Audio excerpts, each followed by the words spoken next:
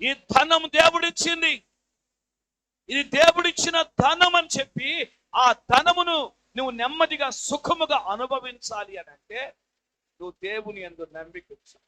ఒకవేళ నీ ధనాన్ని బట్టి గర్విస్తే, ఒకవేళ నీ ధనమును బట్టి అహంకారముగా మాట్లాడితే ఎంతగానో నష్టపోవలసిన పరిస్థితి ఉంది. దేవుని వాక్యులు ఇంకా చదివితే, వారు వాస్తవమైన జీవమును సంపాదించుకుని నిమిత్తం రాబోవు కాలమునకు మంచి పునాది తమ కొరకు వేసుకొనుచు ఏమేయాలంట? ఏమేయాలంట? పునాది మీ కొరకు వేసుకోవాలి. పునాది వేసుకోవాలి. మీరు దేని గురించి? రాబోవు కాలమును గురించి మంచి పునాది మీరు వేసుకున్నట్లుగా మేలు చేయువారుగా సత్క్రియలు అను ధనము గలవారును ఔదార్యము గలవారును తమ ధనములో ఇతరులకు పాలిచ్చువారునై ఉండాలి.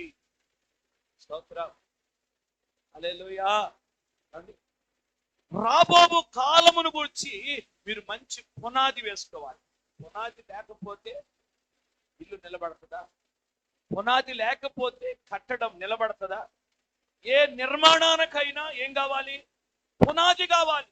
ఈ పునాది మీరు వెయ్యాలి. ముందు పునాది వెయ్యాలి. పునాది లేకుండా కట్టాలని చూస్తే గాలి మేడల్లో ఎన్ని కట్టినా గాలి మేడలు నిలబడతాయా? చెప్పండి. గాలి మేడలలో తులతూగినాను, అవధులు లేని ఆశలతో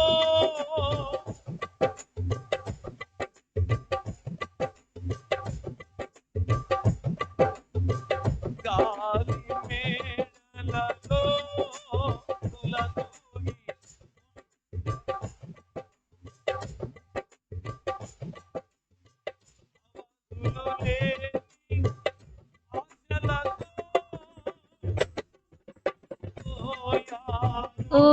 ఉమిలిపోయాను, గాలి మేడలలో తులతూగిపోయాను, అవధులు లేని ఆనందిరిపోయాను.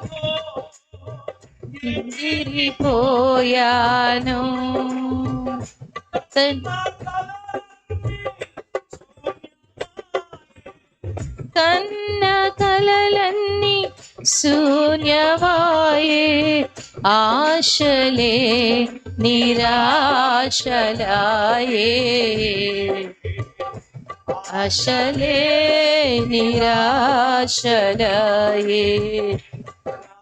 బ్రతుకే ఘోరమాయే, పరిస్థితులే భారమాయే, నా బ్రతుకే ఘోరమాయే, పరిస్థితులే భారమాయే. కలలన్నీ శూన్యమాయే, కన్న కలలన్నీ శూన్యమాయే, ఆశలే నిరాశలాయే, ఆశ. ఎగిరిపోతా ఉంటాం ఆశలో, గాలి మేడలో తులతూగుతూ ఉంటాం.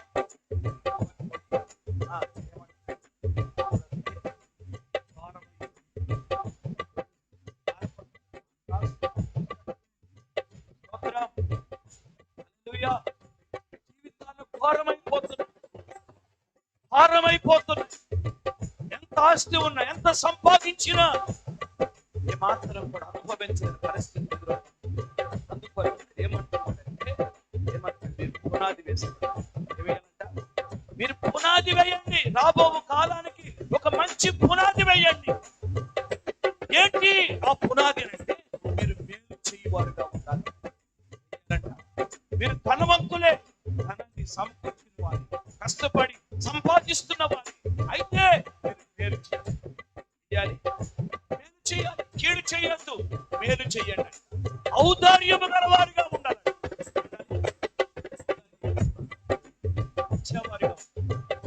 ఇచ్చేవారిగా ఉండాలి.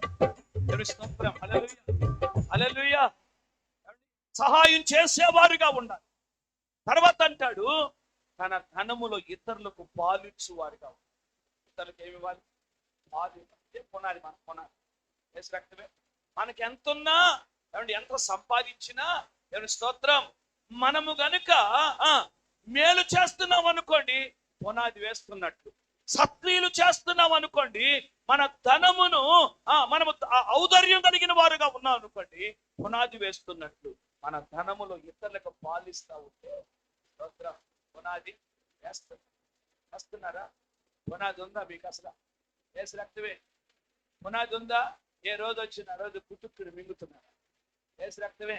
ఎవరికైనా ఏమైనా సహాయం చేస్తున్నారా? ఎవరికైనా ఏమైనా మేలు చేస్తున్నారా? స్తోత్రం. ఎవరికైనా ఏమైనా ఇస్తున్నారా? నీ ధనములో ఎవరైనా పాలు పొందుతున్నారా అసలు? యేసు రక్తమే. ఇచ్చేవారు కాదు. అందుకే ఇక్కడ ఏమంటాడు చివరిలోకి వచ్చేసరికి, ఏమంటాడు? తమ ధనములో ఇతరులకు పాలిచ్చువారై ఉండాలి. ఆజ్ఞాపించు. స్తోత్రం. హల్లెలూయా. నీ ధనములో పాలు, పునాదిది. నీ ధనములో నువ్వు పాలిస్తున్నావంటే, నీవు ఔదార్యము కలిగి ఉన్నావంటే, నువ్వు మేలు చేస్తున్నావనంటే, సత్క్రియలు అను ధనము నలవారికి. సత్క్రియలు చేయాలి. సత్క్రియలు అనేది కూడా ధనమేనండి. సత్క్రియలు అనే ధనాన్ని మేలు చేయాలి, సత్క్రియలు చేయాలి, ఔదార్యం కలిగి ఉండాలి. తర్వాత ఏం చేయాలి? ఇతరులకు నీ ధనంలో పాలిచ్చి. ఇది పునాది. ఈ పునాది వేయాలి. ఆ పునాది లేకపోతే ఏమాత్రం కూడా మనం నిలబడలేం. పునాది ఏంటంటే మనం వేరు చేయటమే మన పునాది. మనం నిలబడాలి అని అంటే, మన కుటుంబం నిలబడాలంటే, మన పిల్లలు నిలబడాలంటే, మన పిల్ల తరం వరకు నిలిచి ఉండాలంటే మనం మేలు చేయాలి. అదే మన పునాది. సత్క్రియలు చేయాలి. అదే మన పునాది. ఔదార్యం కలిగి ఉండాలి. అదే మన పునాది. నీ ధనములు ఇతరులకు పాలు, అదే మన స్తోత్రం. స్తోత్రం. రెండో కంటి కూడా కనబడకుండా మెదలకుండా తిని కూర్చోవడం.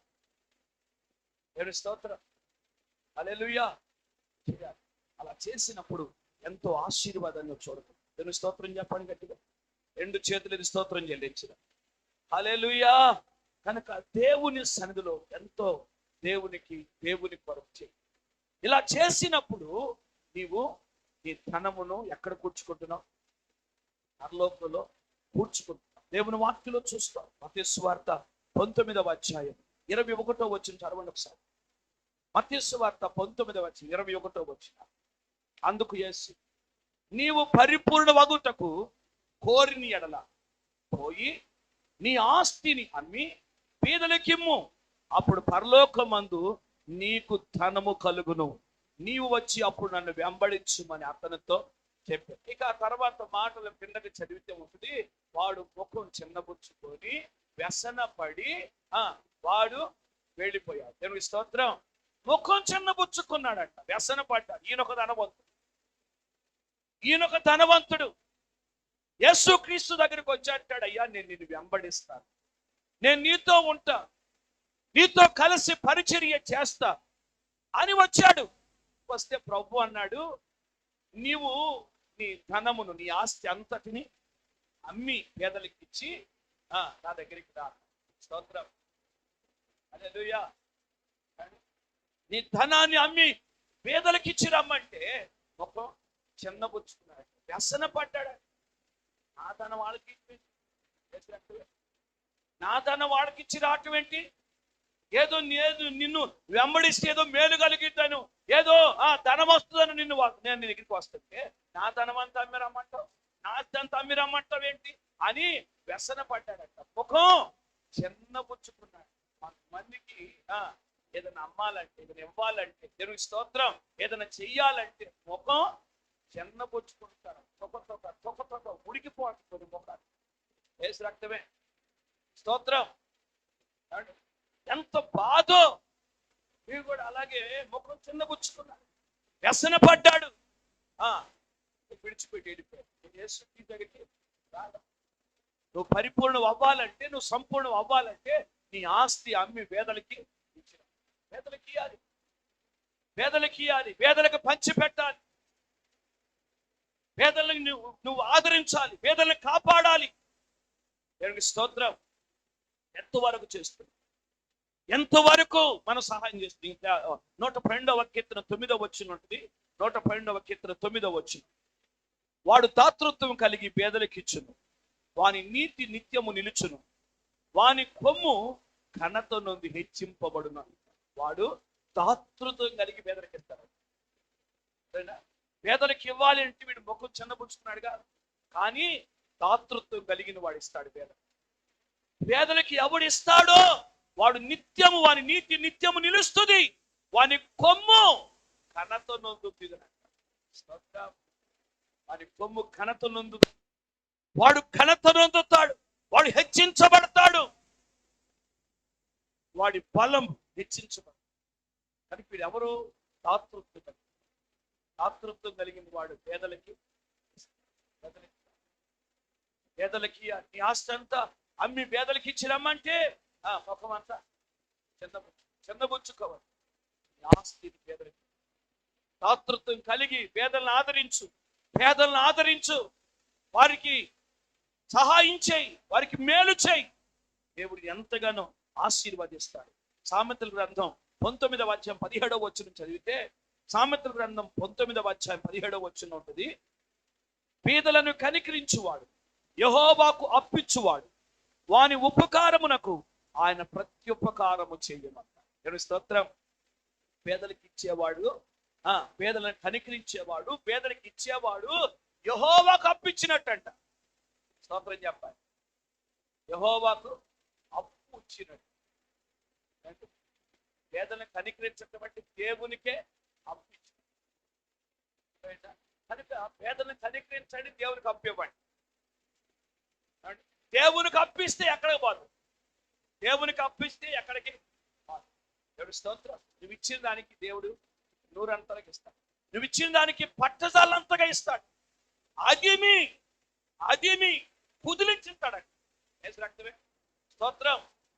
ఎవరికి ఇస్తే అది, పేదలకి ఇస్తే ఎవరికి ఇచ్చినట్టు అది. పేదలు నువ్వు ఆదరిస్తున్నావంటే, పేదలకి ఇస్తున్నావంటే నువ్వు ఎవరికి ఇస్తున్నట్టు అనుకోవాలి? నేను దేవునికే ఇస్తున్నా, యెహోవాకే ఇస్తున్నా అని అనుకోవాలి. యెహోవాకు నువ్వు అప్పించినట్టే పేదలకి ఇస్తే. అదైనా కనుక పేదలను ఆదరించాలి. ఎంతమంది ఆదరిస్తున్నారు? పేదలను ఆదరించే అనుభవం ఉందా? స్తోత్రం. కొంతమంది చెప్తారు సామెత, కాకి కూడా చెయ్యసరుడా, తినే చెయ్యి కాకి కూడా ఇస్తరుడంట. దేవుడి స్తోత్రం. అంత పిలిచినట్టు కానీ పేదలను ఆదరిస్తే దేవునికే పేదలను ఆదరించడం అంటే బస్ స్టాండ్కి వెళ్ళాలి, రైల్వే స్టేషన్కి వెళ్ళాలి, ఆ రోడ్ల మీద తిరగాలి, ఆ రోడ్ల మీద పడుకొని ఉంటారు చూసారు, వాళ్ళ దగ్గరికి వెళ్ళాలి, వాళ్ళకి అన్ని ఇచ్చాము. అదేగా పేదలను, అదేగా పేదలు. స్తోత్రం. చాలా మంది ఈ పరిచయం ఎక్కువైపోయింది, ఇలా తిరుగుతున్నారు. ఇలాగే విషయం చెప్పనా, ఈ సంఘములో పేదలు ఉన్నారు, నీ సంఘములోనే పేదలు ఉన్నారు, నీ ఇంటి చుట్టే పేదలు ఉన్నారు. ఎక్కడికో వెళ్ళి మనం ఏదో చేస్తున్నట్టుగా అండి. స్తోత్రం. టిఫిన్లకి అన్నం వండుకొని, టిఫిన్లను పెట్టుకొని, ప్లేట్ తీసుకొని, వేసి రక్తమే ఏమండి. ఇక ఎక్కడెక్కడికో వెళ్ళి ఇది మేము పరిచయం చేసి ఎంతమంది పేదలకి మేము ఆహారం, అన్నదానం వేసి రక్తమే చేశాం. ఎక్కడెక్కడో పేదలను ఆదరిస్తున్నావు, కానీ నీ సంఘంలో నీ సహోదరి పేదరాలుగా ఉంది, నీ సహోదరుడు పేదవాడిగా ఉంటే, ఉండటానికి ఇల్లు లేని స్థితిలో ఉన్నారు, ఉండటానికి ఇల్లు లేని స్థితిలో ఉన్నవారు ఉన్నారు మన సంఘంలో. తినటానికి ఆహారం లేని స్థితిలో ఉన్నారు. ఏ రోజుకు ఆ రోజు కష్టపడి ఆహారం సంపాదించుకోవాల్సి వస్తుంది. పేదలు ఉన్నారు, గుర్తించేవా? సంఘంలో, మన సంఘాల్లో పేదలు ఉన్నారు. స్తోత్రం. మన సంఘాల్లో పేద లాజరు లాంటి వారు ఉన్నారు. మన సంఘములో పేద విధవరా లాంటి వారు ఉన్నారు. సంఘంలో వీరిని ఆదరించాలి. కొడుకో వెళ్ళి నేను చేస్తానని చెప్పేసి అనుకుంటున్నాను. మీరు దేవుని బిడ్డలు, మీరు దేవుని భక్తులు. లోకంలో ఉన్నవాడు, ఆ రోడ్ల మీద ఉన్నవాడు ఆయన మారు మనసు పొందాడు, రక్షణ పొందినాడు, బాప్తిజం పొందినాడు, యేసు రక్తమే. స్తోత్రం. వాళ్ళని గవర్నమెంట్ చూసుకుంటాడు. అదేంటా ఏదైనా ఆదరించాలంటే వాళ్ళు ఎగిరిపోతే ఆదరించాలి. ఇక్కడ సంఘంలో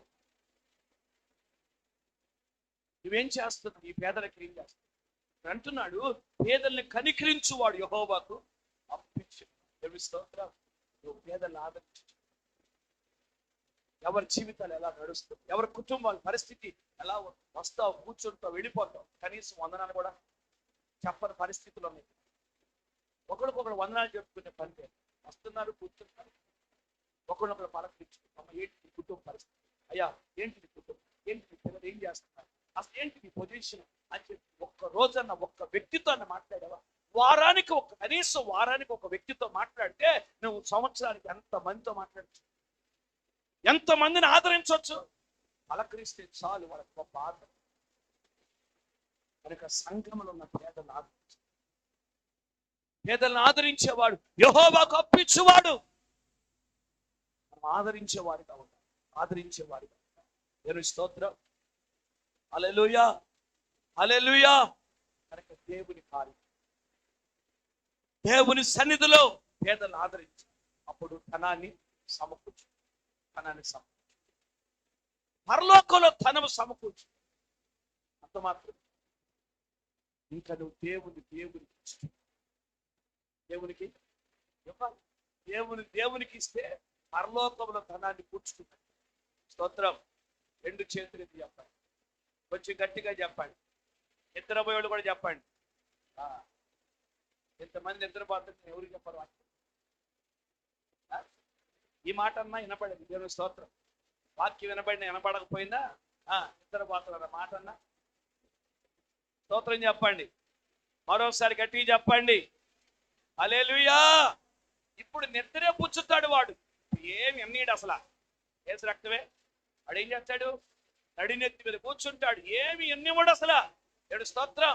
ఇంటే నువ్వు బాగుపడతావుగా, ఇంటే పేదలను కనికరిస్తావుగా, ఇంటే పేదలను ఆదరిస్తావుగా, ఇంటే దేవునికి ఇస్తావుగా. ఏసు రక్తమే. అందుకే వెన్నీడు. స్తోత్రం. దేవునికి ఈ దర్శనం భాగం ఇవ్వాలి, ఈ ప్రథమ ఫలం ఇవ్వాలి. దేవునికి నువ్వు ఇచ్చి నన్ను శోధించు అని అంటాడు. నువ్వు ఇచ్చేం చేయాలంట? శోధించు అని అంటాడు. నువ్వు ఇచ్చి శోధించు అని అంటాడు. అలాంటి గ్రంథంలో మాట రాస్తాడు.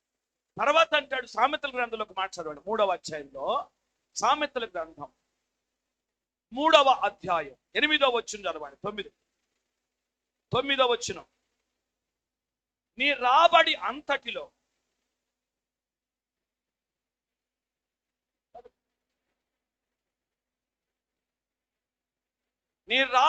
అంతటిలో ప్రథమ ఫలం, నీ ఆస్తిలో భాగమును ఇచ్చి యెహోవాను ఘనపరచు.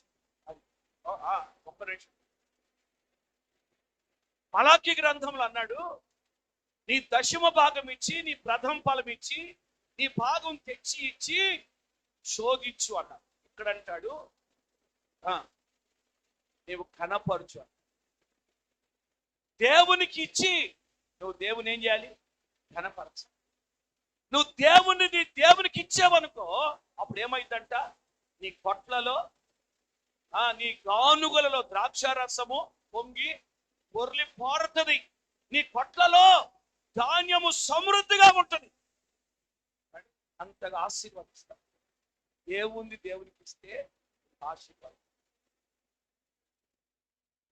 నా మందిరములో ఆహారం ఉండునట్లు మీ 10వ భాగం తీసుకురమ్మని తీసుకొచ్చి ఇవ్వాలి. మందిరంలో ఏముండాలి? ఆహారం ఉండాలి.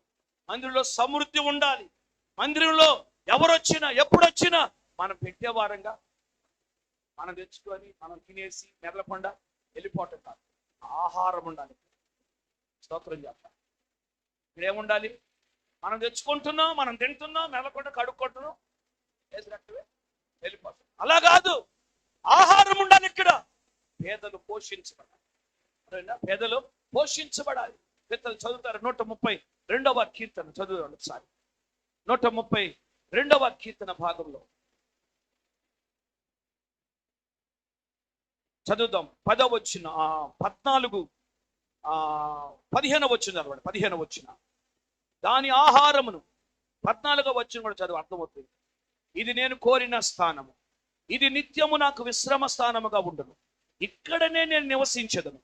దాని ఆహారమును నేను నిండారులుగా దీవించదను. దానిలోని పేదలను ఆహారముతో తృప్తిపరచెదను. స్తోత్రం, హల్లెలూయా. ఇది నేను కోరుకున్న స్థానం, నేను కోరిన స్థలం. అండి ఏంటి? ఏ స్థలం అది? ఏ స్థలం అండి? ఆయన కోరిన స్థలం ఏంటి? ఏం కోరుకున్నాడు? ఏ స్థలం కోరాడు చెప్పండి? ఏ స్థలం కోరుకున్నాడు? మందిరమే. మందిరమే. ఎదుగుతున్నావు ఏదమ్మా చారమ్మా? ఇన్ని సంవత్సరాల నుంచి బైబిల్ చదువుతున్నాం, ఇంకా ఎదుగుతానే ఉన్నాం. కోరిన స్థలం ఏది? కోరిన నివాసం చేస్తున్న స్థలం ఏది? ఇదే దేవుని మందిరమే. ఇది నేను కోరిన స్థానం అంటాడు. ఇక్కడ నేను నివసించదను అని అంటాడు. ఇది నా విశ్రమ స్థానము అని అంటాడు.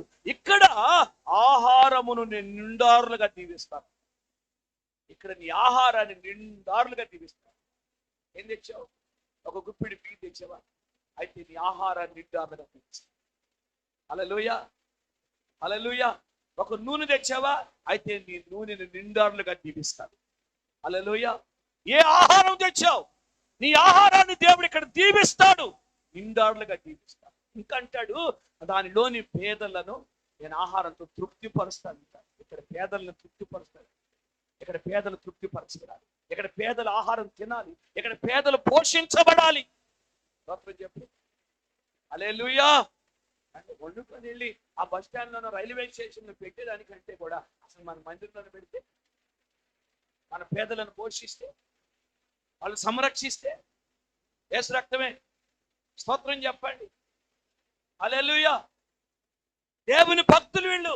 వారిని ఆదరించండి, వారిని పోషించండి, వారిని సంరక్షించండి. నేను చూశాను ఒకరోజు బయటికి వెళ్ళి ఆహారం పంచితే, ఒకరోజు చూశాను వాళ్ళు తిన్నారు కాదు. అది తినగానే ఇంకొకడు సిగరెట్ ముట్టెత్తున్నాడు, ఇంకొకడు బూతులు తిడుతున్నాడు. అలాంటి పరిస్థితుల్లో ఉన్నారు. ఇక వాళ్ళ మధ్యలో జరిగే సంగతులు భయంకరంగా ఉంటాయి. భక్తి లేని వాడు వాడు. ఇక్కడ చూడండి, ముందు దేవుని సంఘంలో ఉన్నారు. దేవుని సంఘం పోషణ వెనుకబడిపోయిన కుటుంబాలు, పేదరికాన్ని అనుభవిస్తున్న కుటుంబాలు ఉన్నాయి. ఏ నాటి కూటి కొరకు ఆనాడు కష్టపడాల్సిన పరిస్థితులు వస్తాయి. ఆదరించాలి. నేను మందిరములు ఆదరిస్తానంట. మందిరుల ఆహారాన్ని నేను దీవిస్తాను అంటాడు. పేదలను పోషిస్తాను. మందిరుల ఆహారం ఉండాలంటే ఏం చేయాలి? ఎవరు తేవాలి? ఎవరు తీసుకురావాలి? ఆహారం ఎవరు తీసుకురావాలి? మాట్లాడే నేను తేవాలి. ఎవరు తేవాలి?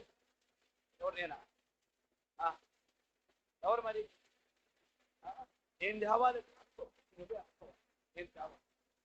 నేను ఆహారం తేవాలి. నీ ఆహారం తెచ్చి ఇక్కడ పెట్టు. మొదటి ముద్ద తెచ్చిపెట్టి, అసలు అంత తేవద్దు అని బస్తాలు తెచ్చి పడైతే కానీ అసలు ముందు మొదటి ముద్ద తెచ్చిపెట్టి, మొదటి ముద్ద తెచ్చిపెట్టి ఇక్కడ, మొదటి గుప్పిడి తెచ్చిపెట్టి ఇక్కడ, మొదటి అప్పం తెచ్చిపెట్టి ఇక్కడ. నీ ఆహారాన్ని నిండారులుగా దీవిస్తాడు. నువ్వు తెచ్చిన ఆహారాన్ని బట్టి పేదలను ఇక్కడ పోషిస్తాడు. అక్కడ నీ తొట్టిలో పిండి అయిపోకుండా, నీ పుట్టిలో నూనె తక్కువ కాకుండా దేవుడు చేస్తాడు, ఆశీర్వదిస్తాడు. దేవునికి ఇచ్చి నష్టపోయిన వారు ఎవరు? వెదజల్లి అభివృద్ధి స్తోత్రం చేస్తారు. 2 చేతులు ఎత్తి స్తోత్రం చేస్తారు. దేవునికి ఇస్తే పరలోకంలో కూర్చుకున్నట్టు కాదు. అర్థమైందా? దేవునికి ఇస్తే ఎవరికి ఎక్కడ కూర్చోండి? పరలోకంలో కూర్చుని. పేదలకు ఇచ్చేవంటి దేవునికి ఇచ్చినట్టే. దేవునికి కానుక ఇచ్చావు, నీ దశమ భాగం, నీ ప్రథమ ఫలం తెచ్చి ఇచ్చావంటే దేవునికి ఇచ్చినట్టే. ఎవరికి ఇస్తున్నావు? దేవునికేగా. స్తోత్రం చెప్ప. దేవునికేగా ఇస్తున్నావా? నీ దశమ భాగం ఇస్తున్నావా? నీ ప్రథమ ఫలం ఇస్తున్నావా? స్తోత్రం. కొంతమంది ఈ మధ్య ఏం గామించారంటే దశమ భాగం ఇవ్వకూడదు, ప్రథమ ఫలాలు ఇవ్వకూడదు అని ఇట్లా వాక్యాలు బోధిస్తారు. నిజమే కదా? ఎంతమంది నమ్ముతున్నారు ఇవ్వకూడదు?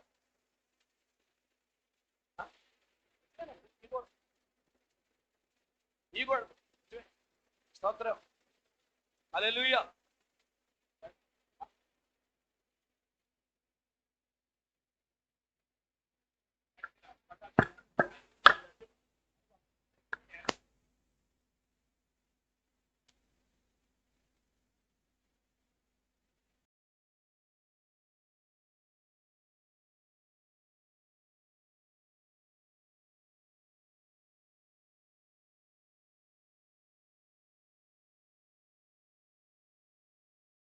పదం ఫలం తీయకూడదని చెప్తుంది. ఇదంతా పాత నిబంధన పరిచర్య. ఇది పాత నిబంధన అర్పణలు. ఇవన్నీ కూడా కొత్త నిబంధనకు వచ్చేసరికి ఏమి ఇవ్వాలి? దేవుని స్తోత్రం. కొత్త నిబంధనలు అప్పుడు ఎక్కడ దక్షిణ భాగం ఏమనుందా? కొత్త నిబంధనలు ఎక్కడ దక్షిణ భాగం గురించి చెప్పాడా? ఎక్కడ ప్రథమ ఫలం గురించి చెప్పాడా? టీచర్ గారు నేను సీరియస్ చూస్తున్నారు. ఏసు రక్తమే స్తోత్రం. ఇది లేదు, ఎక్కడ రాసి లేదు కొత్త నిబంధనలు. కనుక ఇవ్వాల్సిన అవసరం ఏమి లేదు అని కొందరు గావించారు. అర్థమైందా? కొత్త నిబంధనలో ఇవ్వాల్సినట్టు తెలుసా? స్థిరాస్తులు ఇవ్వాలి. అపోస్తుల పాదాల యొద్దకు స్థిరాస్తులు తెచ్చిచ్చారండి. స్థిరాస్తులు తెచ్చిచ్చారు. స్థిరాస్తులు కూడా ఎలా తెచ్చారు చెప్పనా? అమ్మి తీసుకొచ్చి ఇచ్చారంట. స్థిరాస్తులు ఏం చేశారు? అమ్మి తీసుకొచ్చి ఇచ్చారు. అపోస్తుల పరిచర్య అంతగా విస్తరించడానికి, వ్యాపించడానికి, ఆ పరిచర్య కొనసాగటానికి, ఎక్కడ కావాలంటే అక్కడ సంఘాలు కట్టడానికి కారణం ఏంటనుకున్నారు? ఆనాడు ఆదిమ సంఘం వారు తమ స్థిరాస్తులు అమ్మి తెచ్చిచ్చారు. దేవుని కొరకు ఏమన్నా ప్రకారం అమ్మేవా? అంటమే దేవుని కోసం అమ్మేవా? ఏమైనా సరే, కొంతమంది అమ్ముతారు. అమ్మి అననయ్య సభ్యరాలాగా కొంత దాచుకుందాం.